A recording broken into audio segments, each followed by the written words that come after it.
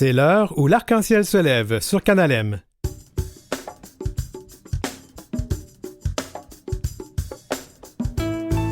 « 17 mai, journée mondiale contre l'homophobie, la biphobie et la transphobie dans un climat difficile pour nos communautés queer. » Alors, pour en parler, on va recevoir le directeur général de la Fondation Émergence qui a créé cette journée, Tara Chanadi, qui est la directrice générale du Réseau des lesbiennes du Québec, et Victoria Florence Legault, également directrice générale, mais de l'ATQ, Aide aux trans du Québec.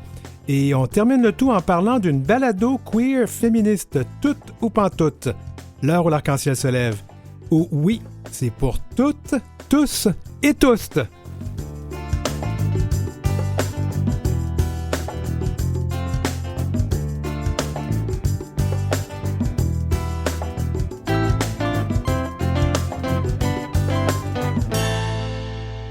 Vous écoutez L'heure où l'arc-en-ciel se lève avec Denis Martin-Chabot.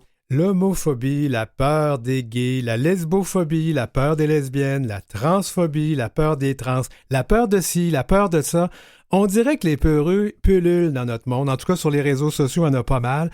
Et la montée du populisme d'extrême droite, alimenté par des politiques comme Trump, Bolsonaro, et ici au Canada, Maxime Bernier, Éric Duhaime et j'ose ajouter Pierre Poilievre. Plus de 400 projets de loi anti-queer ont été adoptés ou sont à l'étude depuis seulement janvier aux États-Unis. Et ici, au Canada et au Québec, on a vu des manifestations contre nous et même des attaques. On a vu ça en Ontario récemment pour une histoire de bière associée aux personnes trans. Vraiment, là, c'est sérieux cette histoire-là. Puis pourtant, ça peut être drôle aussi. Alors, pour contrer tout ça, justement, la Fondation Émergence a donné un ton humoristique à sa campagne annuelle. Laurent Brault est le directeur général de la Fondation Émergence. Bienvenue à l'émission, Laurent. Bonjour, Denis Martin. Alors, on utilise toujours les accords masculins, les pronoms masculins? Exact. D'accord. Alors, j'ai découvert, en voyant votre campagne à la Fondation Émergence, que je souffre d'oïcophobie. Mais même dire le mot me fait peur. La peur des appareils électroménagers. C'est pas parce que je suis paresseux, là. C'est juste que moi, le passer l'aspirateur ou faire du repassage, j'ai peur. Non, sérieusement, t'es pas Laurent, le seul, hein? Sérieusement, j'ai adoré quand j'ai vu la campagne. Mais ça me fait rire. En fait, la Fondation Émergence nous a toujours surpris avec ses campagnes annuelles sur la Journée mondiale contre l'homophobie et la transphobie. Cette fois-ci, on y va dans l'humour. Pourquoi?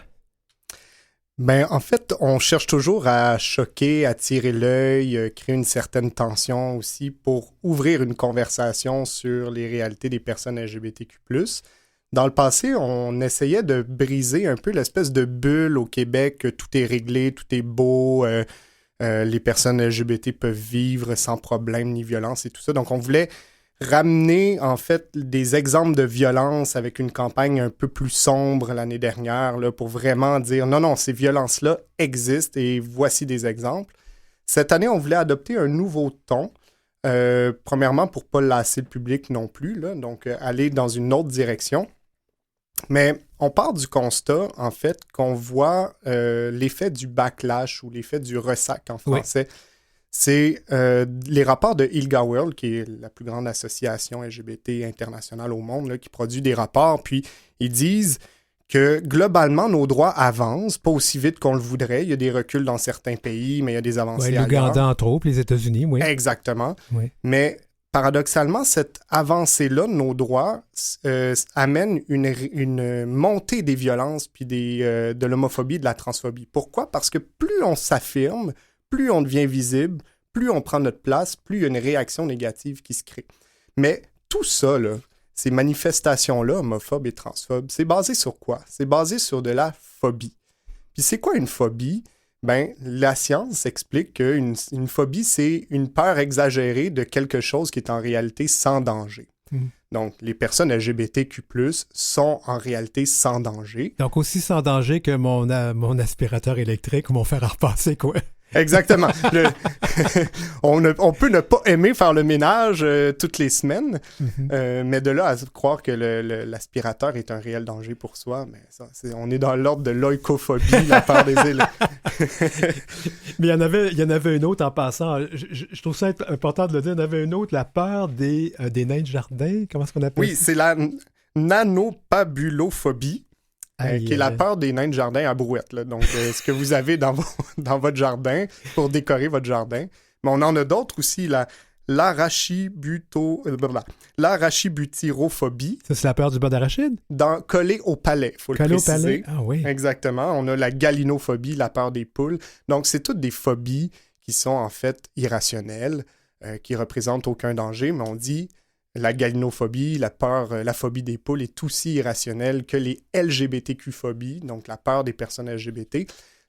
Par contre, il y a une différence importante, c'est que les LGBTQ-phobies, contrairement aux phobies dites standards, normales, c'est qu'elles ont des effets néfastes pour les communautés LGBT. Donc, elles sont dommageables, elles visent les communautés LGBT, que ce soit se concrétise soit par de la violence physique, psychologique, soit par de la censure. On peut parler du Don't Say Gay aux États-Unis, comme quoi que la croyance que si on parle de diversité sexuelle et de genre dans les écoles secondaires, ça peut endoctriner les enfants, etc. Moi, j'ai déjà une réponse à ça. J'ai passé toute ma jeunesse, moi, avec du monde hétérosexuel, puis on m'a endoctriné les critères d'hétérosexualité. Et pourtant, ça n'a rien changé. Je suis gay pareil. T'as résisté à la manipulation. Le village gaulois, quoi. C'est ça. C'est quoi la peur des villages gaulois? Ça, je ne l'ai pas. Mais on était devenus un peu experts des phobies. Là. Mais c'est vraiment génial parce que c'est vrai, ça donne... Oui, ça dédramatise et ça fait comprendre aux gens, ça n'a pas de bon sens, ta phobie, là, ça n'a pas d'allure. Là. Exact. Mais c'est sûr que c'est pas une campagne qui s'adresse à des gens là, qui sont vraiment homophobes et qui veulent rien savoir, puis ça les intéresse pas. Notre campagne cherche à rejoindre les alliés qu'on appelle silencieux. C'est-à-dire, c'est des alliés qui sont pas particulièrement touchés par la cause, mais qui peuvent le devenir si on les sensibilise. Puis d'ailleurs, on a une donnée sur le nombre d'alliés silencieux, parce qu'à la Fondation, on commande annuellement un sondage léger marketing pan-canadien, 1500 répondants. Puis c'est 42% des Québécois et Québécoises qui se disent indifférents à la cause des communautés LGBT ou n'en comprennent pas l'importance. Donc c'est quand même un chiffre important. Oui, c'est beaucoup. Mais pour nous, c'est des alliés potentiels qu'on peut aller chercher. Mais ce qui est, petite donnée pour toi, Denis Martin, qui va t'intéresser, 42% se disent indifférents à la cause, mais c'est 40% des Québécois et Québécoises qui se disent mal à l'aise de voir deux hommes s'embrasser. Ouch! Contre seulement 16% lorsqu'on parle d'un homme et une femme. On est en 2023. Ouais, avancer en arrière, comme il disait quand on prend le bus. Absolument. Le contexte, donc, parce que ça parle vraiment du contexte actuel qui est sérieux. Alors, comment l'humour va fonctionner justement contre... Je vais utiliser un mot que j'aime pas, mais puis qui est un peu péjoratif, mais il y a plein de coucous là, qui ça donne en cœur joie contre nos communautés. Est-ce que cette campagne-là pourrait les faire réagir ou on pense que ça, c'est une cause perdue? Ben, c'est sûr qu'il y a toujours un 10% de personnes irrécupérables. Ouais. Nous, c'est vraiment le bassin de la majorité de la population qu'on souhaite aller chercher. On souhaite que les alliés soient sensibilisés, augmentent leur connaissance aussi sur les réalités LGBT. D'ailleurs, on a un questionnaire en ligne que tout le monde peut aller faire pour tester les connaissances sur les réalités LGBTQ+. Mm-hmm. Mais quand on parle d'alliés, on parle de monsieur, madame, tout le monde, mais aussi nos familles, nos amis, les institutions, les politiques. D'ailleurs, la semaine dernière, on était à Québec. L'Assemblée nationale a adopté une motion à l'unanimité pour souligner la journée internationale et rappeler à quel point c'est important de lutter contre les LGBTQ-phobies. Donc, on mobilise les différents milieux, comme les écoles, les entreprises également, qui ont un rôle à jouer pour l'inclusion au milieu de travail, par exemple. Qu'est-ce qu'on fait présentement, là? Parce qu'il y a une campagne, mais est-ce que vous travaillez? Je vois que vous travaillez avec quand même toute une classe politique, mais il y a quand même des politiciens, là, à commencer par Éric Duhem. Il y a des groupes médiatiques qui ça donne à cœur joie de publier des commentaires d'extrême droite qui tapissent leurs pages, leurs ondes de commentaires homophobes. Qu'est-ce qu'on fait avec ce monde-là? Nous, notre mission, c'est vraiment d'accompagner les milieux, faire de la sensibilisation, de l'éducation, l'information. Donc, on va pas dans la direction de mesures, par exemple, comme organiser des manifestations, des choses comme ça. Si on laisse ça à d'autres groupes ou d'autres militants, militantes. Nous, notre optique, c'est vraiment de chercher à les sensibiliser, les accrocher et d'ouvrir une conversation. Je sais que ça peut être difficile de recevoir, d'ouvrir une conversation avec quelqu'un qu'on est en désaccord, mais je pense que je me fie encore à la raison aujourd'hui. On a des études qui sont sorties, on a des chaires de recherche qui travaillent, on a des données, des sondages. On est capable aujourd'hui de déconstruire les arguments qui voudraient censurer, corriger par des thérapies de conversion ou invisibiliser les communautés LGBT. Ça fait quand même 20 ans au Québec, hein? C'est la 20e journée, si on compte celles qui ont été nationales avant d'être internationales. Je sais qu'il y a une pétition pour amener cette reconnaissance-là au niveau de l'ONU. On est rendu où avec ça? Bon, on a à peu près 36 000 signatures. Au Québec seulement, c'est quand même. Oui, c'est ça, sur change.org. Oui. Ce qu'on cherche à faire, c'est qu'effectivement, il y a une centaine de pays maintenant qui soulignent la journée internationale contre l'homophobie et la transphobie. C'est parti d'ici. On est très fiers de ce résultat-là. Mais l'ONU ne reconnaît pas officiellement cette journée importante. C'est pas tant étonnant quand on sait que beaucoup de pays qui criminalisent encore l'homosexualité, là, on parle d'à peu près 70 États, 8 qui punissent l'homosexualité par la peine de mort, une majorité de pays, en fait, qui n'ont pas de loi antidiscriminatoire envers les personnes LGBT. Donc, il y a une grande résistance. Donc, pour moi, pourquoi c'est important? C'est parce que c'est symbolique. C'est que si on réussit à faire reconnaître officiellement le 17 mai par l'ONU, pour moi, ça va être un signal sur la planète entière qu'on doit protéger les personnes LGBT. Le temps file, puis il y avait tellement de choses dont je voulais parler avec toi. Je pense que je vais aller à une question qui m'importe beaucoup. Sommes-nous, quand on voit ce qui se passe dans le monde, quand on voit les montées de violence contre nos communautés, sommes-nous en sécurité ici au Canada? Est-ce qu'on peut se dire que ça va bien?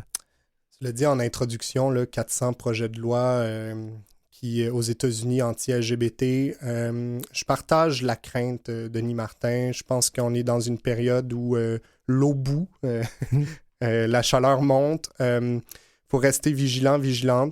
Je pense que quand même les chartes ici nous protègent, mais en même temps, c'est des créations humaines, les chartes. On les a construites, on peut les déconstruire. Moi, je pense qu'un des points les plus importants, c'est de s'assurer que nos politiciens soient des alliés en toutes circonstances pour nos communautés, puis leur rappeler leurs engagements aussi au niveau de la charte, au niveau des droits, au niveau des plans d'action. Que je partage la crainte, soyons vigilants, puis espérons qu'on ne perde pas nos acquis. En tout cas, moi, je pourrais peut-être être réseau sociophobie ou réseau sociophobe, mais en tout cas, c'est une autre affaire. Twitterphobe, peut-être. Laurent Brault, c'est toujours un plaisir de te recevoir à l'émission. Merci. C'est Laurent Brault, directeur général de la Fondation Émergence. En bref. Alors qu'aux États-Unis, les drag queens sont les cibles d'attaques de l'extrême droite et d'adoption de lois limitant leur liberté d'artiste, de nombreuses vedettes américaines prennent la parole et alertent la population sur le climat ambiant de plus en plus LGBT-phobe. Melissa McCarthy, l'actrice nommée aux Oscars et connue pour ses rôles comiques dans Bridesmaid ou encore Spy, ne perd pas une occasion pour soutenir le milieu de la drague. C'est un milieu qu'elle connaît bien, car ses débuts de stand-up comics se sont souvent faits dans des bars entre deux shows de drag queen. Pour sa part, le comédien Kevin Bacon a pris position sur ses réseaux sociaux. En ce moment, les artistes drag et la communauté LGBTQIA+, ont besoin de notre aide, écrit-il dans un tweet, accompagné d'une vidéo de danse et du hashtag Drag is a Right. En février, lors des Oscars, les victorieux réalisateurs d'Everything Everywhere All at Once prenaient eux aussi parole pour rappeler que la drague n'est pas une menace pour personne. En mai, la chanteuse lesbienne Hayley Kiyoko a été confrontée à une situation inédite. En tournée depuis quelques mois, la jeune femme traverse les États-Unis avec une troupe de danseurs et danseuses qui performent pendant ses concerts, dont 2 drag queens. Dans une vidéo Instagram apparaissant les larmes aux yeux, elle révèle avoir été menacée de poursuites judiciaires à l'approche de son concert à Nashville, dans le Tennessee, un État qui a en effet récemment fait passer une loi interdisant les représentations drag dans les lieux tout publics. Source Hugues.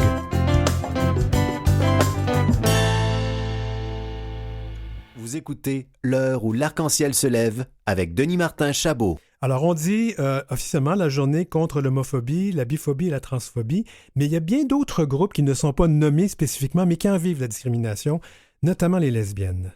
Tara Chanadé est directrice générale du Réseau des lesbiennes du Québec. Bienvenue à l'émission, Tara. Merci beaucoup. Alors, on utilise toujours les accords et les pronoms féminins avec toi? Oui. D'accord.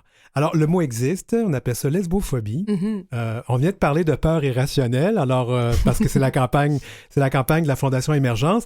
La lesbophobie, la peur donc contre des lesbiennes.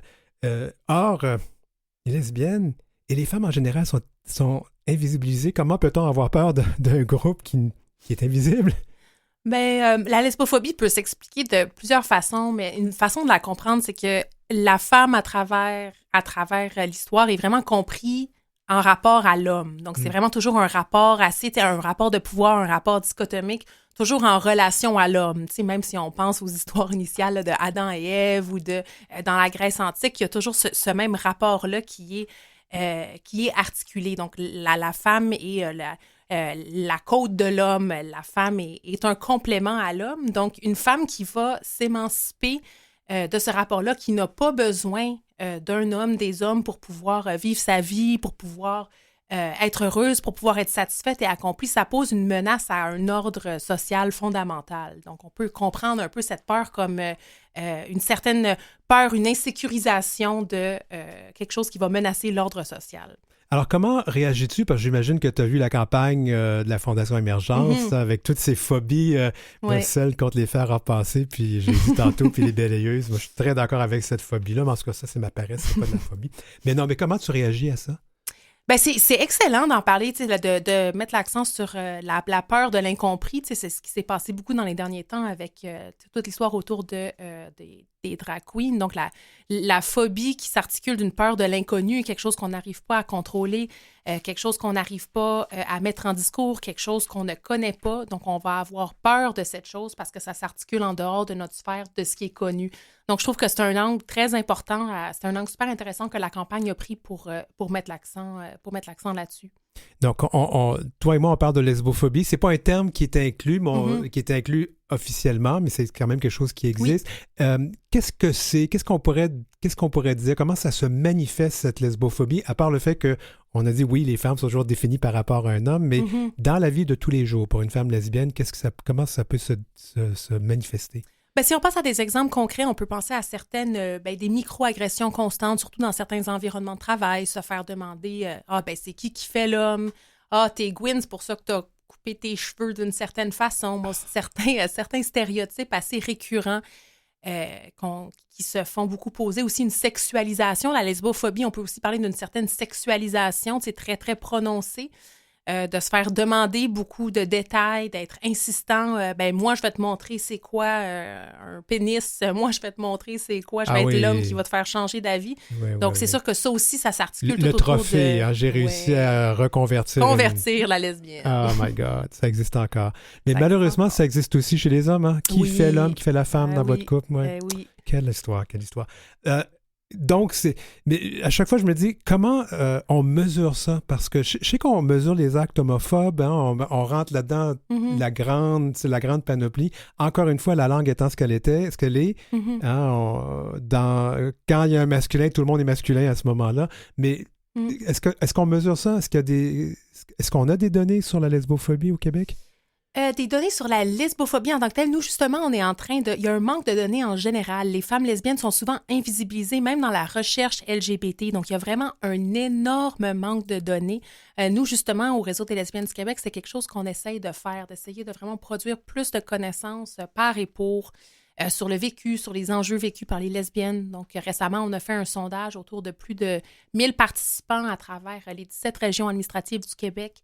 Et on a essayé de comprendre quel genre de lesbophobie vivait, quel genre d'actes haineux vivaient les personnes selon leurs intersections, selon les différentes régions. Donc, il y avait un trait autour de personnes qui avaient déjà vécu, que ce soit des agressions sexuelles, des agressions physiques, des commentaires inappropriés dans des lieux de travail, dans des sphères familiales. Donc, c'est quelque chose qui était quand même assez relativement commun chez les personnes. Bien, justement... ça vous prend des données, mais j'imagine que vous travaillez aussi à une certaine sensibilisation des gens. Comment vous travaillez là-dessus? On fait des campagnes de sensibilisation à chaque année. Donc, la journée de visibilité lesbienne. Oui, exactement. La journée de visibilité lesbienne. Donc, cette année, notre campagne, ça a été nommé pour exister, donc pour sortir de l'ombre.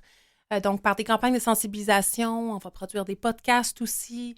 On va faire du lobbying autour de différentes instances. Quand il y a aussi des enjeux qui touchent les femmes, les droits des femmes, on va être présente là aussi. Il peut y avoir de la lesbophobie dans les milieux de femmes, aussi les milieux de femmes dominés par les femmes hétérosexuelles qui vont se sentir menacées. Ça s'est déjà arrivé à plusieurs personnes de se sentir comme une prédatrice, de se faire sentir comme menaçante pour les femmes. Donc, ils pensent que peut-être qu'une prédatrice sexuelle s'est infiltrée dans leur réseau. Donc, c'est quelque chose qui peut se retrouver dans plusieurs milieux. Wow, c'est vraiment complexe, hein? Je vais revenir sur l'invisibilité des lesbiennes, puis je pense que je vais faire un petit tournant. Vous venez de publier au Réseau des lesbiennes du Québec les archives lesbiennes. Oui. Parle-moi de ça. Ah, ben ça, c'est un ouvrage impressionnant. Tu vas en parler bientôt avec Julie Vaillancourt. Oui. En fait, j'ai oublié d'aller chercher mes 2 tomes encore. Je vais le faire. J'aurais dû les amener. Ouais. Donc, c'est un ouvrage vraiment impressionnant qui a été fait par la RLQ, donc écrit par Julie Vaillancourt, révisé par Lynn Chamberlain et Dominique Bourque, qui a retracé l'histoire des femmes de la diversité sexuelle en remontant à Sappho, en Grèce antique. Donc, première trace d'où vient le terme lesbienne, en fait, et qui documente aussi jusqu'à aujourd'hui au Québec, donc tous les mouvements lesbiens, l'intersection entre le mouvement lesbien et le mouvement féministe. Donc, souvent, on dit que l'histoire, en fait, c'est pas un récit objectif. Les faits qu'on choisit de visibiliser sont choisis par des institutions, sont remis, on va choisir que certains faits historiques vont avoir plus de valeur que d'autres, vont être racontés et racontés à nouveau. Alors, pour nous, c'était important de faire en sorte que l'histoire des femmes de la diversité sexuelle sorte de l'ombre, sorte des marges. Donc, on mette d'autres figures de l'avant que, par exemple, la figure de l'homme blanc qui part en guerre, qui domine les récits historiques qu'on apprend dans notre cursus scolaire. Tout à fait. Ben, l'histoire a été écrite majoritairement par des hommes blancs hétérosexuels. Hein? Oui. Alors, ça explique. Donc, c'est vraiment intéressant parce que ça va mettre donc... moi, j'ai très hâte de lire. Je sais que c'est 2 bonnes briques à lire, mais... Un beau 1000 pages. Tu vas en avoir à lire. Ça me fait pas peur. Et ce livre-là, il est disponible... il s'est déjà écoulé très rapidement. On avait 200 exemplaires, mais là, on va republier une centaine d'exemplaires. Donc, il faut juste contacter le Réseau des lesbiennes du Québec et bientôt, les rééditions vont être disponibles. Vous n'êtes pas disponible en librairie avec ça, hein? C'est disponible à la Bibliothèque nationale en consultation. OK. Oui. Mais on n'est pas encore distribué à ce moment-ci. Non, exact. Ça aussi, c'est quand même triste de ne pas avoir eu une maison d'édition qui vous prenne en main. Oui, c'est ça. Il y a toujours des enjeux économiques. Les communautés lesbiennes sont très, très cadrées par des enjeux de précarité économique. Donc, si on les compare, par exemple, aux hommes gays, donc, il y a plus de difficultés à avoir du financement, plus de difficultés à maintenir des espaces, des structures. Donc, il y a quand même une différence assez importante là, au niveau des ressources et des moyens. Ben, c'est pour ça qu'on doit parler et de vraiment d'échanger et d'inviter les gens des communautés, des personnes des communautés lesbiennes, parce que c'est vrai que les gens disent toujours, ils sont où les lesbiennes? Ils sont là, c'est parce qu'on ne les voit pas. Tout à fait. Mais vous avez eu cette année, je reviens sur votre campagne, quand même 2 artistes très connus qui ont été vos porte-parole, Geneviève et Mélodie. Oui, qui ont produit la pièce de théâtre Ciseaux, qui est une pièce de théâtre vraiment impressionnante. Que j'ai vue. Elle est excellente. Donc, c'est vraiment super. Puis, tu sais, elle performe en drag king. Donc, c'est intéressant comment les drag kings ont été vraiment invisibilisés longtemps. Tu sais, il y avait vraiment les drag queens qui dominent dans le village, dans les récits médiatiques. Donc, c'est super de voir que des drag kings aussi commencent à prendre de l'ampleur, que ce type de performance artistique-là, que ce type de critique de la masculinité, disons, où cette performance de la masculinité puisse prendre de la place aussi. Et c'est très drôle. C'est très drôle. J'ai eu Geneviève en entrevue ici. Ils sont trop drôles. Où elle disait carrément que son rôle dans Drag King, c'est de combattre le patriarcat. Yes. J'adore. Cela dit, j'ai posé la même question en fin d'entrevue à Laurent tout à l'heure. Je te la pose à toi. Avec tout ce mouvement qu'on voit, ce mouvement radical, très méchant, très dur envers nos communautés, est-ce qu'on devrait craindre? On est toujours en sécurité? Bien, je pense qu'on est une communauté qui doit faire preuve de solidarité. Puis c'est ça qui est le fun qu'on voit maintenant dans les milieux LGBT, de vraiment faire preuve de solidarité. Donc, il y a notamment vraiment une montée de la transphobie assez effrayante. Donc, je pense qu'il faut continuer de faire des gestes pour appuyer les personnes, qu'on s'appuie entre personnes de la communauté pour pouvoir faire face à ça. Donc, nous, par exemple, cette année, on va donner à Fierté Montréal une conférence avec l'ATQ, donc l'organisme Victoria va présenter après moi, donc sur les perspectives inclusives du lesbianisme. Donc, montrer qu'on peut être lesbienne et trans, on peut être lesbienne et cis, on peut être lesbienne et non-binaire. Donc, je pense que c'est important de déconstruire, même au sein de nos communautés, certains discours plus essentialistes pour pouvoir après être plus fort puis faire front commun à toute cette vague de haine qui déferle. Historiquement, les femmes ont quand même été plus à risque de violence. Cela dit, avec ce qui se passe présentement, et quand on est une femme lesbienne, est-ce qu'on doit... Je le dis avec toute bienveillance et certainement pas avec sexisme, mais est-ce qu'on doit être redoublé de prudence maintenant? Je pense que définitivement, la prudence est toujours de mise, mais c'est certain qu'il faut continuer de parler de certaines choses puis de continuer de visibiliser certains enjeux. Donc, je pense que c'est vraiment une façon de mener des luttes. Donc, je pense qu'on est quand même, encore une fois, on est quand même une communauté forte, on est une communauté unie, il y a des belles choses qui se font. Donc, de continuer de travailler ensemble dans la solidarité pour pouvoir éventuellement, avec un gouvernement conservateur qui va rentrer, être capable de faire des initiatives collectives. On parle du gouvernement conservateur au fédéral. Au fédéral. Oui. On n'espère pas au provincial. Ouais. Ah, oui. Qui lui a donné, j'avais toujours la blague, qui lui a donné une carte de membre, lui. C'est affreux de dire ça.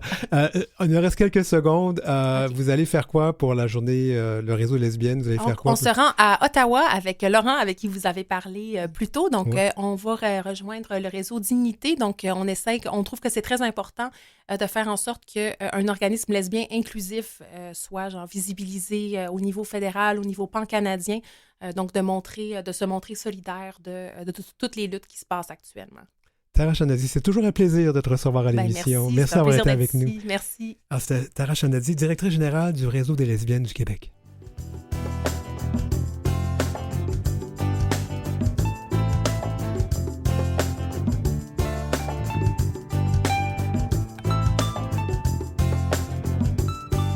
Vous avez des commentaires ou des suggestions de sujets ou d'entrevues pour Denis Martin?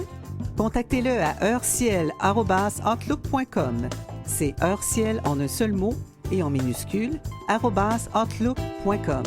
Suivez Denis Martin aussi sur sa page Facebook et sa page Instagram @dmchabotauteur.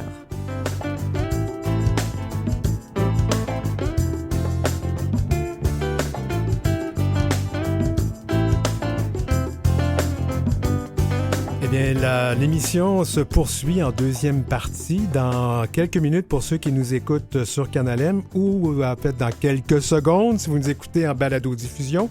On va parler donc de cette journée de lutte contre l'homophobie, la transphobie, la biphobie et on va parler particulièrement en deuxième partie de la transphobie parce que ça, c'est très, très, très présent et on va en discuter. On va terminer quand même avec une balado queer féministe, toute ou pantoute. C'est vraiment intéressant cette émission-là. On va parler donc avec une des co-animatrices.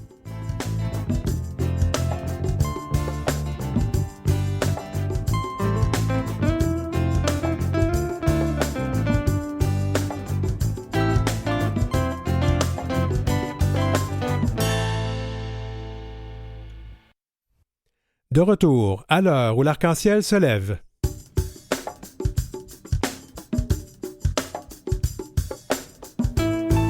Dans cette deuxième partie de notre émission au balado, nous allons parler à nouveau, en fait on continue, sur la Journée internationale de lutte contre l'homophobie, la biphobie, la transphobie. Et on va particulièrement s'attarder à la transphobie. C'est important, c'est vraiment le sujet chaud de l'heure. Et on va terminer l'émission avec la balado queer féministe toute ou pantoute. On va parler avec la co-animatrice de cette balado. C'est l'heure où l'arc-en-ciel se lève.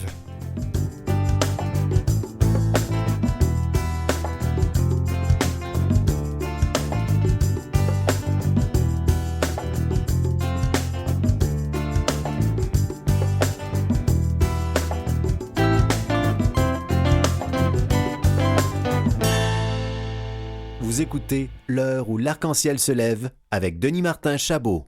Continuons donc sur le thème de la Journée internationale contre l'homophobie et la transphobie. Je n'ai pas eu le temps de vous le dire en première partie d'émission, je vais le dire maintenant. On a choisi le 17 mai parce que le 17 mai 1990, c'est la journée où l'Organisation de la santé mondiale de la santé a décidé de retirer l'homosexualité comme étant une maladie mentale. Mon Dieu, j'étais malade mental avant 1990. La transphobie, donc, c'est vraiment le thème de cette deuxième partie. Ça semble être particulièrement chaud, comme on dit, problématique même. C'est en recrudescence, on dirait, Alors, on invite pour en discuter Victoria Florence Legault, qui est directrice générale de l'ATQ Aide aux trans du Québec. Bienvenue à l'émission, Victoria, excuse-moi. Pas de problème. Oui, bonjour Denis Martin, ça me fait plaisir d'être ici. Alors, on utilise toujours le féminin et les accords féminins avec toi? Oui, absolument. Bon, alors, est-ce qu'on doit fêter ça, la journée mondiale, 20 ans plus tard? Oui, je pense que c'est important encore aujourd'hui de célébrer, de souligner cette journée-là. Je pense qu'elle est bien nécessaire. Elle nous permet de prendre conscience du chemin qui a été parcouru dans les dernières années, puis de tout ce qui reste à faire également pour le bien-être des personnes de nos communautés. J'aimerais dire que peut-être un jour, on sera en mesure de ne plus la souligner, la célébrer, cette journée-là, mais je pense qu'en ce moment, avec tout ce qui se passe, ce serait un mauvais moment pour dire qu'on n'a plus besoin de le faire, puis pour dire que le constat qu'on en fait à ce stade-ci aujourd'hui, c'est un constat heureux. Est-ce que c'est difficile de nos jours... En fait, non, je vais poser la question plus directement que ça. Avec tout ce qui se passe, là, hein, quand on lit certains groupes médiatiques, certaines personnes, quand on voit cette espèce de montée là, d'intolérance qui est particulièrement ciblée vers les personnes trans. Oui, en effet. En fait, moi, je pense que cette montée de la haine-là, qui affecte plusieurs groupes, notamment les personnes de la pluralité des genres, je pense que cette haine-là vise à contrôler, plus au sens large même, les corps des personnes. Par exemple, on parle de la montée de la haine aux États-Unis ou de la montée de la droite, d'une droite chrétienne qui veut vraiment imposer sa vision des choses sur le corps des femmes cisgenres, notamment, donc qui ne sont pas trans. Ouais, par exemple, eux veulent enlever l'avortement. Exactement. Ouais. Donc, tu sais, on parle de l'avortement, du retrait de l'accès à l'avortement.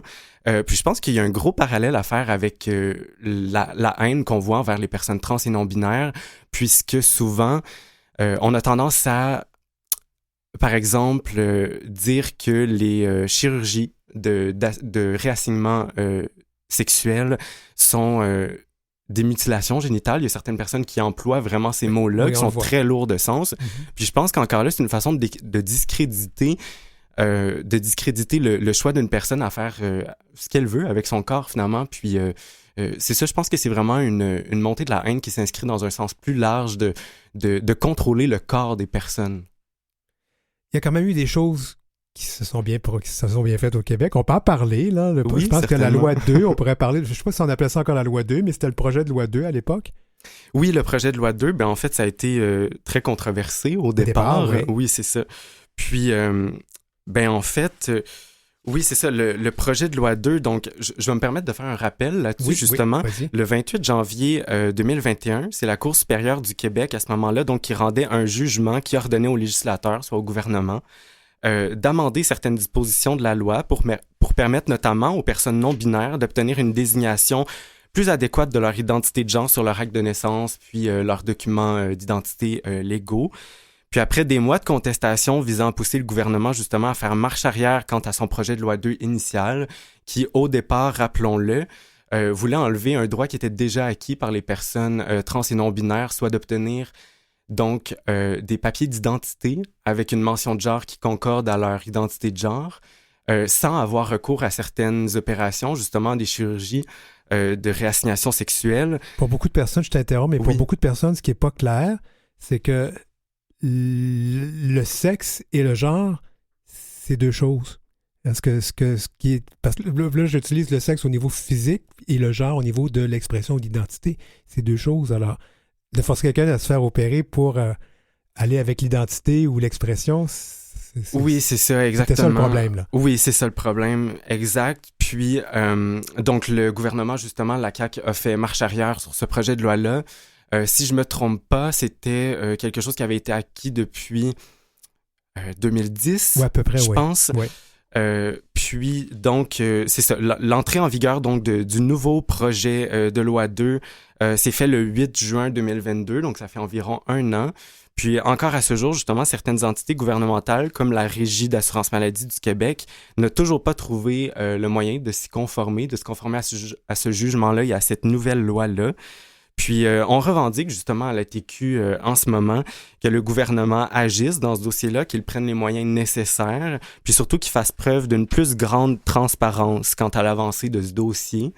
En fait, les personnes non-binaires, donc qui désirent avoir la mention X sur leurs documents d'identification légaux, ne sont toujours pas capables d'avoir ça, justement, dans certaines instances gouvernementales. Puis ça pose problème à plusieurs niveaux. En fait, ça cause de la détresse à ces gens-là, puis ça cause beaucoup d'enjeux là, dans leur vie sociale, dans leur épanouissement. Bien, sur la carte d'assurance maladie, il me semble que ça serait la bonne chose à faire parce que quand on va se faire traiter, ça serait peut-être pas une mauvaise idée que les gens savent un peu à quoi s'attendre avec le patient ou la patiente, là. Oui, oui, totalement. Puis c'est ça, comment je dirais, le gros clash en ce moment, Oui. c'est en fait que parmi ces gens-là, il y a des personnes qui ont déjà un certificat de naissance qui a été changé, donc qui ont la mention X sur leur certificat de naissance, mais pas sur leur autre pièce d'identité, comme la carte de la Régie de l'assurance maladie. On va espérer que ça se règle ça. Absolument. Je vais revenir parce que je trouve ça important. Il me semble là, que le climat présentement est malsain. Oui. Est très malsain. Il y a encore François Maléga qui s'en va faire des manifestations contre les performances de drag queen. Oui, exact. Lecture du conte dans des bibliothèques où les parents consentent à envoyer leurs enfants là. Et c'est pas obligatoire d'y aller, mais en tout cas, les gens ont de la misère avec ce concept-là. Et indirectement, parce que je veux que les gens comprennent, je ne fais pas l'amalgame douteux entre les personnes qui font du drag queen et les personnes trans, mais évidemment, pour ces gens-là, ils font cette allusion-là. Et ça va quand même... C'est dur là, pour les personnes de vos communautés. Oui, absolument. Ben, comme tu dis, on doit pas faire l'amalgame entre les drag queens puis les personnes de la diversité de la diversité de genre, mais cette solidarité-là, en fait, je pense qu'elle est importante malgré tout. Cette solidarité-là intercommunauté, je pense qu'elle est très importante puisque pour moi, en fait, quand on s'attaque à une partie de notre communauté, de la communauté LGBTQ+, on s'attaque à tout le monde, vraiment. Puis, c'est déplorable, en fait. Souvent, les commentaires haineux qui sont formulés à l'endroit des drag queens sont des commentaires très similaires à ceux qui sont faits à l'endroit des personnes trans, par exemple. Tout à fait. Comment vous allez donc participer cette année à la Journée mondiale, la Journée internationale de lutte contre l'homophobie et la transphobie? On va certainement y participer. La TQ tiendra un kiosque, dans le village inclusif avec justement la Fondation Émergence aussi, donc un kiosque d'information sur les services de notre organisation. Puis on a également lancé une nouvelle campagne de sensibilisation en collaboration avec la SDC, la Société de développement commercial du village, qui s'appelle « Commerce allié de la pluralité des genres ». Puis, c'est une campagne qui vise à sensibiliser les commerçants pour que le village soit plus inclusif, plus accueillant des personnes trans et non-binaires. Déjà un bon pas dans la bonne direction. Et qu'est-ce que vous pensez à la TQ, qu'est-ce que vous pensez de cette campagne qui est quand même humoristique de la Fondation Émergence? Vous l'avez vu aussi. Oui. Qu'est-ce que vous en dites de ça? Oui, très bonne, en effet. Je pense que l'humour, ça rejoint beaucoup de gens. Mm-hmm. Puis, même si c'est un sujet très sérieux, je pense que l'approche est bonne pour sensibiliser les gens, pour parler à un public plus large qui ne sont pas nécessairement informés ou concernés directement par ces enjeux-là. Je pense que c'est une très bonne manière d'approcher le sujet. Une très bonne manière, et surtout quand on voit la violence de certains propos. Je ne sais pas comment vous... je sais que la Fondation Émergence nous a dit, nous, on discute avec les gens, mais à la TQ, vous faites quoi là, de ces chroniqueurs de Radio X, je dirais du Journal de Montréal aussi, de Cube Radio, qui disent des choses absolument abominables et souvent non fondées? Quel est votre moyen d'action, ou est-ce que ça mérite un moyen d'action? C'est une bonne question. En fait, je dirais avant tout que notre moyen d'action est limité. Je pense qu'à la TQ, on se concentre davantage sur donner des services, des soins, de l'accompagnement psychologique, par exemple. Oui, exactement. On se concentre plus donc à apporter cette aide-là aux gens de nos communautés plutôt qu'à, mettre de l'énergie à répondre à ces gens-là. La TQ, oui, ça fait partie de notre mission de défendre les intérêts des personnes trans et non-binaires, mais c'est pas dans notre mission principale de défendre les droits ou donc... De répondre, je dirais, à ces... De faire du lobbying ou de faire du militantisme. Exactement. Est-ce qu'il y a d'autres organismes qui peuvent vous soutenir là-dedans? Oui, bien en fait, je pense par exemple justement à Émergence, qui est une très bonne ressource qui, je pense, qui est davantage... ou également au Conseil québécois LGBT qui sont très impliqués dans ces conversations-là, qui sont peut-être plus politiques. Là. je terminerai là-dessus. Toi, Victoria, je pense que je te fais pas un outing, tu es une personne trans, si je me demande. Bien que les gens ne voient pas, on est à la radio, c'est sûr qu'on appelle ça le woman passing, là. Je ne sais pas quelle est l'expression, mais comment tu fais, toi, qu'est-ce que tu fais justement pour sensibiliser les gens de ton entourage? Parce que j'imagine que t'es prise à faire de l'éducation, là, t'as pas le choix. Hein? Oui et non, en fait, ça fait quelques années que ma transition a été entamée. Je dirais que mon entourage est maintenant très au courant et sensibilisé à mes réalités, à ce que je vis au quotidien, mais encore là, en fait, j'ai tendance à aller utiliser des outils qui sont développés par nos organismes, justement ici à Montréal, au Québec, puis à la TQ. En fait, sur notre site web, on a plusieurs ressources, plusieurs documents de sensibilisation puis d'information qui sont accessibles gratuitement pour tout le monde. Oui, votre site web, comme on dit, il est chaud. Oui. Il est hot. Victoria Florence Legault, directrice générale de la TQ, Aide aux trans du Québec. Merci d'avoir passé Merci. ici. En bref. La salle de classe des Républicains. C'est le titre de couverture du New York Magazine, où on voit une phrase s'égrener au tableau comme une punition. « Je ne dirai pas gay ». Une allusion à la loi surnommée Don't Say Gay, adoptée en 2022 en Floride pour circonscrire l'évocation des questions de genre et d'orientation sexuelle à l'école. Cette loi n'est qu'un des exemples de l'offensive menée par le gouverneur républicain de la Floride, Ron DeSantis, candidat également présumé à la Maison-Blanche, sur le terrain éducatif. La croisade des républicains ne se limite pas à la Floride. Convaincus que les écoles lavent le cerveau des enfants pour en faire des gauchistes, les conservateurs prennent le contrôle des salles de classe américaines, souligne le magazine. Depuis 3 ans, les parlementaires de 28 États ont adopté au moins 71 propositions de loi pour décider ce qu'enseignants et élèves peuvent dire ou faire à l'école. S'en est suivi une vague de purges dans les bibliothèques scolaires, de mesures restreignant les sujets étudiés en classe et de potentielles menaces judiciaires visant les professeurs. Le New York Magazine appelle à prendre au sérieux cette offensive, souvent vue à gauche comme une mise en scène des politiciens républicains à destination de leur base la plus conservatrice. Source New York Magazine, Courrier international.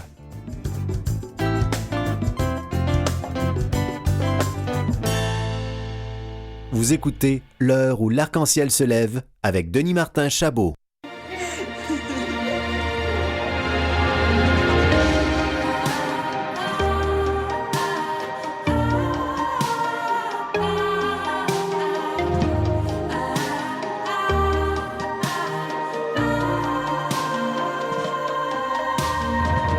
Ici Alexandra Turgeon et Laurie Perron.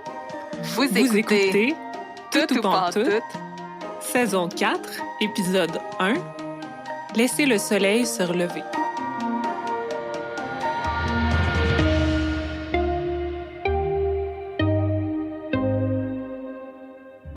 Ah, c'est beau, j'adore la musique de présentation de ce balado. Ce qu'on vient d'entendre, c'est l'ouverture de la balado Tout ou Pantoute. Cette balado a entamé sa 4e saison la semaine dernière. Tout ou Pantoute se décrit comme sensible et rigoureux, et c'est vrai. C'est vrai, je vais vous le dire, j'ai écouté les 2 premiers épisodes de la saison actuelle qu'on m'a envoyé gentiment. Aborde des sujets touchants, l'intime, le politique, le social, sous un angle féministe, queer et interrégional. C'est, disons, ce que disent les artisanes de la balado sur leur page web, je suis d'accord avec ça. Et je trouve que de parler de cette balado aujourd'hui, ça s'arrime bien avec la Journée mondiale de lutte contre l'homophobie, la biphobie et la transphobie. Et je reçois donc la co-animatrice Laurie Perron par visioconférence. Bonjour Laurie. Bonjour. Bienvenue à l'heure où l'arc-en-ciel se lève, qui est une émission et une balado, nous aussi, mais on n'est pas en concurrence, il n'y a pas de trouble. Il n'y a jamais de concurrence entre nous. Je fais toujours cette demande aux invités qui arrivent à l'émission pour la première fois. On utilise quels pronoms et quels accords avec toi? Le pronom « yel » puis les accords en alternance, si possible. Excellent. Je vais essayer de faire ça. J'ai découvert vos balados grâce à votre relationniste qui m'a fait parvenir 2 épisodes de cette nouvelle émission. D'abord, je te complimente d'emblée. Moi, je suis journaliste. Là, c'est mérité les compliments. Je suis journaliste d'expérience et j'ai reconnu la rigueur dans le contenu, dans le traitement, dans la façon de faire, la justesse du ton et la sensibilité. Merci pour ça. Ça fait du bien. Et merci à toi, vraiment. Alors, on va commençons par le début parce que c'est la 4e saison. Moi, je viens de découvrir, hein, je ne savais pas que vous existiez. Hein, c'est des choses comme ça qui arrivent dans notre monde. Alors, dis-moi, comment cette aventure-là a commencé, là? Cette aventure-là a commencé quand moi et les amis avec qui on a fondé le balado, on commençait à écouter des balados féministes puis queer, mais surtout des balados queer américains ou du Canada anglais, puis des balados féministes français. Il n'y en avait pas beaucoup qui se faisaient ici à ce moment-là.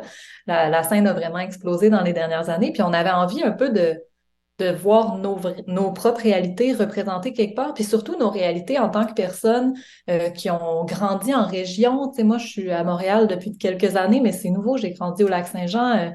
Ma collègue habite le bas du fleuve, mais elle a grandi en Abitibi. Fait que de voir les réalités, justement, queer et féministes, mais d'un point de vue pas uniquement urbain ou montréalocentriste, quelque part exister. Puis comme on le trouvait pas, ben, on l'a fait. Ah, ça n'existe pas, c'est quoi si ça n'existe pas? On va le trouver. Alors, je sais pas c'est quoi le slogan.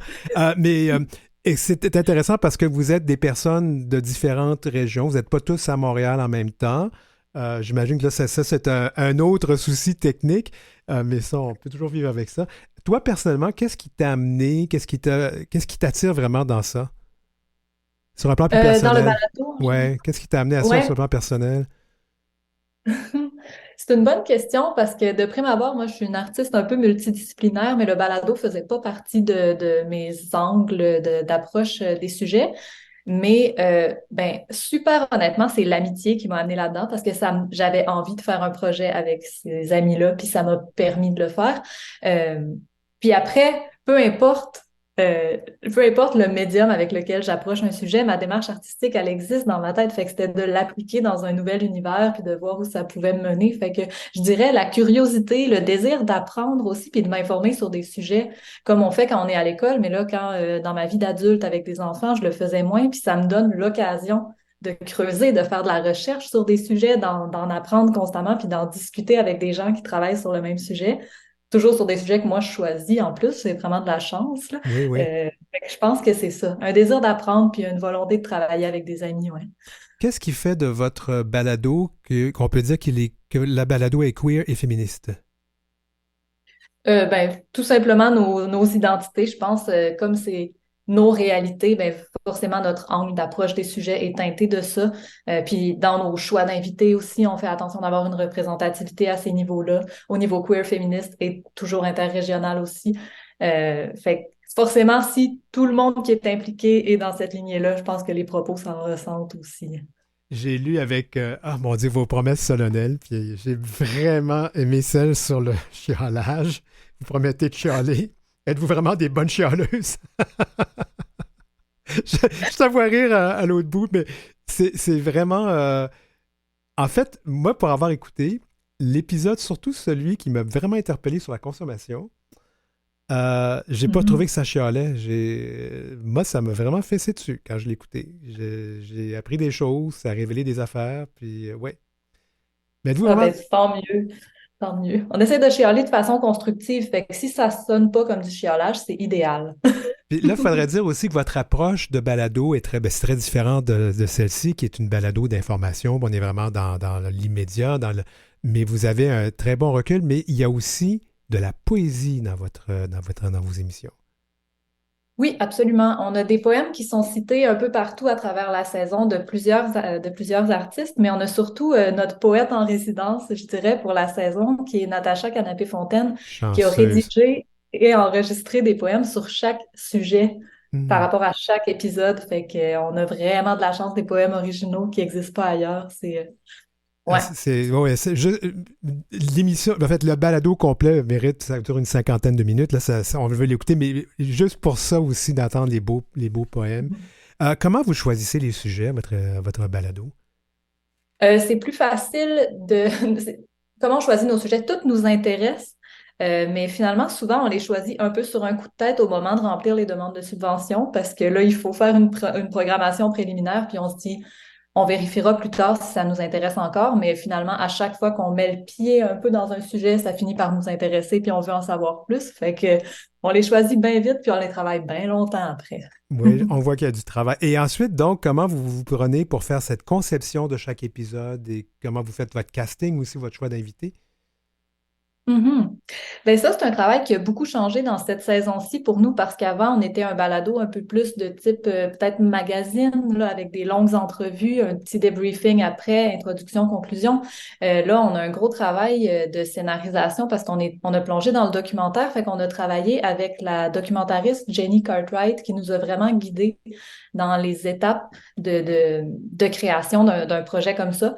Mais c'est sûr qu'on s'est fait une bonne banque d'invités, là, une dizaine d'invités par épisode pour finalement se rendre aux 2 qu'on allait interviewer à chaque épisode. Après, on a fait des pré-entrevues, des entrevues, on a scénarisé tous nos épisodes, on a redécoupé les entrevues, beaucoup de montage. On a une habilleuse sonore aussi qui a travaillé avec nous, une conceptrice sonore incroyable, Sylvaine Arnaud, qui a fait un excellent travail en collaboration avec notre monteuse Marie-Ève Boisvert. Fait qu'on est c'est ça, toutes les belles étapes de production, presque comme si on était en cinéma, l'image en moins. Ben, en fait, ça ressemble beaucoup à des balados que moi que j'écoute en anglais, un peu dans le style radio-documentary, là, tu sais, des radios-documentaires. Ouais. Oui, ça fait un peu ça. Justement, comment vous parlez, vous avez parlé un peu t'as parlé un peu de financement, mais comment justement vous êtes financé? Nous sommes financés par le Conseil des arts et lettres du Québec et le Bravo. Conseil des arts du Canada présentement. Oui. Wow, ça c'est une belle étape. Mais j'ai vu que on peut aussi vous financer par Patreon ou Patreon, là, si les gens veulent vous aider, oui. Ben, présentement, on a un peu fermé notre Patreon parce qu'on avait de la misère à mettre du contenu exclusif toujours dessus, puis on veut pas faire payer les gens dans le vide. Fait Oui. que si vous voulez faire des dons, vous pouvez aller sur notre site web, puis c'est possible de le faire, mais ou vous pouvez acheter même des produits dérivés qu'on a un petit peu sur notre site web, mais sinon, on a fermé le Patreon pour le moment. Cette émission aujourd'hui, la mienne, cette balado, on a vraiment une thématique de la lutte contre l'homophobie et la transphobie, qui est le 17 mai. Comment, je sais que vous faites probablement pas un balado pour ça, mais votre groupe, comment vous imbriquez là-dedans un peu, dans la lutte contre l'homophobie, la transphobie, la biphobie, là? Ben, je dirais par la visibilisation des personnes et des enjeux, peut-être, puis essayer de ramener ça un peu à travers les épisodes, des fois de façon plus subtile, des fois de façon plus directe, mais nous-mêmes pas oublier de certaines personnes. Tu sais, on fait attention, là. Bon, la biphobie, c'est facile de pas l'oublier. C'est mon cas, ça fait partie de mon identité. Mais après, la transidentité aussi dans l'équipe, on la voit, mais c'est ça, on se surveille un petit peu entre nous, puis des fois, on s'assure que les gens qui font pas partie de notre équipe peuvent continuer de se sentir bien à travers notre projet. Puis après, on espère que ça se reflète dans la vie, puis dans les gens qui l'écoutent. Ouais. J'ai parlé brièvement de votre premier épisode, qui est celui donc qui parle de la consommation. Puis je ne veux pas rentrer dans les détails de ça parce que je trouve que ça mérite d'être écouté, d'être entendu de la façon que vous le présentez. Quels seront les autres sujets que vous allez aborder cette saison-ci? Oui, on va parler de recherche de justice et de sécurité, entre autres de prison, de culture du viol, des processus judiciaires avec des criminologues, une ex-détenue. Ça, c'est vraiment puis toujours avec le point de vue artistique aussi, là. Je vais pas en dire trop non plus, mais on a ce gros sujet-là. Et on parle d'identité et d'appartenance aussi, qui est un de nos sujets chouchous, là, qui revient un peu tout le temps parce que nos propres identités bougent à mesure qu'on avance puis qu'on réfléchit. Donc, on parle de ça avec Barbada et Maya Yampolski. Puis on a Marie-André Gill qui fait un petit épisode carte blanche avec sa colocataire. Fait que c'est ça qui s'en vient. Oui, c'est un beau show. En fait, c'est des beaux sujets. Et là, si on veut écouter les épisodes, ceux qui sont passés et ceux qui s'en viennent, on va où pour les trouver? Vous pouvez les trouver sur toutes vos plateformes de balado-diffusion pour ceux qui en écoutent, ou sinon tout simplement sur notre site web qui est le toutoupantoute.com. Toutoupantoute.com. En tout cas, Laurie Perron, c'était vraiment intéressant de te jaser. Moi, j'avais entendu ta voix, fait que je n'avais pas vu le visage encore. Ça, c'est vraiment le bonheur pour les animateurs et animatrices de radio de pouvoir avoir la visioconférence quand on fait des entrevues, puis de se voir, parce que ça change toute la dynamique, hein? Vraiment. En tout cas, bon succès à toi, Laurie, et à toute l'équipe de ce balado. Moi, je dis cette balado, mais bon, je pense qu'on peut dire en masculin ou féminin, c'est pas grave, mais cette balado, tout ou pantoute, qu'on retrouve sur toutes les bonnes plateformes de téléchargement, les mêmes que vous utilisez tout le monde quand vous voulez télécharger L'heure où l'arc-en-ciel se lève. Laurie Perron, merci beaucoup d'avoir été avec nous. Merci beaucoup. Au revoir. Bye bye.